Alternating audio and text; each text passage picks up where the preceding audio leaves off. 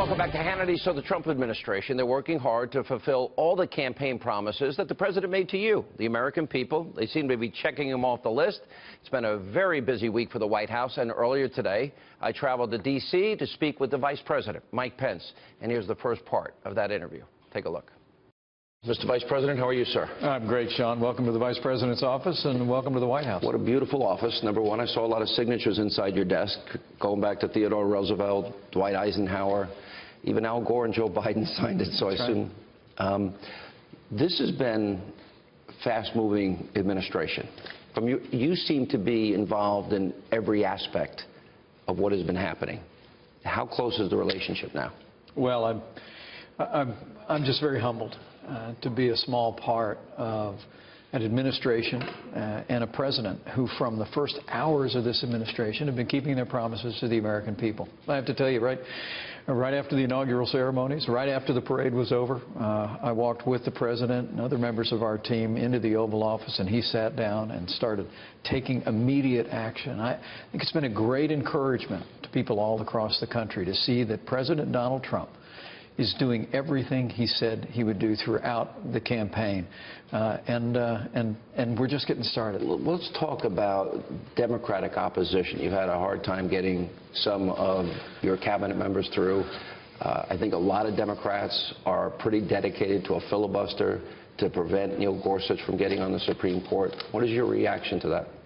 Well, I got to tell you, it's been very disappointing to me to see the level of obstruction that Senator Chuck Schumer and Democrats in the Senate have put forward with regard to our cabinet officials. We're pleased to see Secretary of State Tillerson that was last night, approved and sworn in the Oval Office. But look, if you compare to prior administrations, the pace at which Democrats in the Senate are forcing this process, I think is a real disservice to the country. Yeah. And we're going to continue to drive forward. We're going to get the president's cabinet approved, and we're going to get that nominee to the Supreme Court approved. The American people want to see this country moving forward. They want to see this new president have the cabinet around him and have the appointments that he's determined and been elected to make approved by the Senate. They have a role to play, but that's not about obstruction. It's about advice and consent as appropriate. We respect that process, but we continue to drive this effort in every way possible, because President Trump deserves his cabinet, and he deserves it in the near term, and the American people deserve a new justice on the Supreme Court of the caliber of Neil Gorsuch. One of the big issues that has created a lot of controversy is executive action on extreme vetting in 7 particular countries. It's been misreported as a Muslim ban. Chuck Schumer said it was mean-spirited and un-American. Now, there are some 40 other Muslim-majority nations that are not impacted. As a matter of fact, 90% of Muslims worldwide are not impacted by that. Yet the news media continues to say it's a Muslim ban. Is that fake news to you? It really is. And any fair-minded person looking at the president's action knows that what President Trump has done is essentially impose a pause on countries that have been compromised by terrorism, so that we can evaluate the screening process and establish an extreme vetting so that people coming into this country don't represent a threat to our families and to our communities. It's an indefinite pause with regard to Syria, but with regard to the other countries, we're going to be calling on the Department of Homeland Security, all of our team to work together to evaluate how we can continue to go forward with immigration from those countries, but not compromise the safety and security of the American people. But clearly it's not a Muslim ban. It's not in any way associated with religion. The president made it clear in this executive order that we are not going to compromise the safety and security of the American people with regard to these 7 countries that the Obama administration identified as compromised by terror, that the Congress has identified.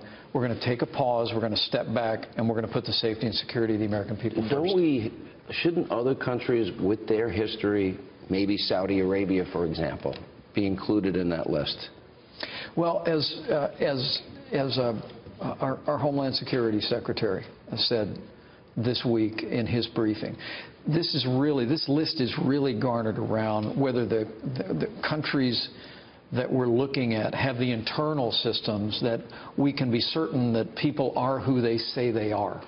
And with regard to other countries, Saudi Arabia being among them, we have confidence that they have the kind of safeguards, the kind of law enforcement, the kind of screening in their country, that when a person presents a visa or attempts to come into the United States, that we know they are who they present as. These other countries, again, the Obama administration and the Congress have identified these 7 countries as having systems that have been compromised through strife, through the advent of terrorism, in the case of Syria, through civil war, so that we need to step back to make sure that we have the additional safeguards. And I got to tell you, President Trump has a lot of priorities, but his #1 priority is the safety and security of the American people, and that's why this decisive action took place. Doesn't it come down to really a simple choice between whether or not we will accept that some people are inconvenienced?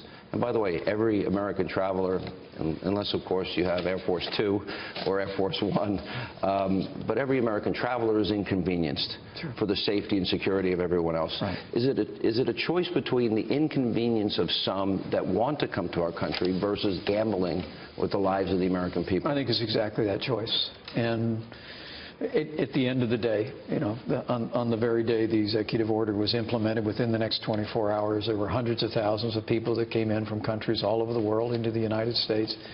And I think more than 100 were detained for additional questioning. That is a small price to pay for the security of the American people. I mean, look, we live in very dangerous times. There are people all across the world who are engaged in unthinkable violence. The President spoke again about that this week at the National Prayer Breakfast. And I think what people welcome in this administration, and they welcome in our new president, is a clear-eyed look at the world, a recognition of the threat of radical Islamic terrorism to the United States, and that we've just got to do things differently to make sure that our families and our communities and our nation is safe.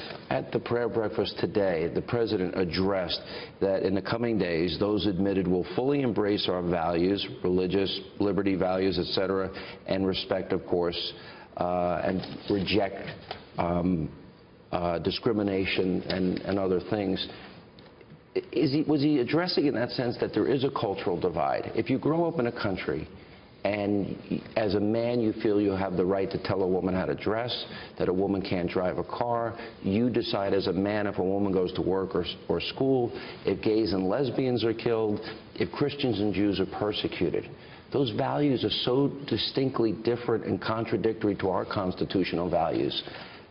Do we have a right to know whether or not they want to come here and adopt our values? And how do you ever ascertain what's in somebody's heart?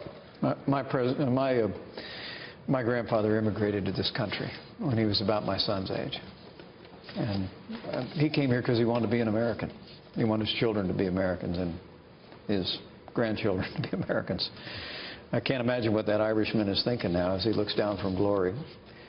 Other than he was right about America, that anybody can be anybody. But when my grandfather came here, it's because he loved and admired this country, and he loved the ideals enshrined in our Declaration and our Constitution. That's what President Trump is talking about. We want people who come to this country because they love the ideals of America. They love our commitment to freedom, our rejection of intolerance and oppression, and that's been true throughout our history. And up next tonight, right here on Hannity. The American people said we want to repeal Obamacare, and we're working with leadership in the Congress to do just that. More of our sit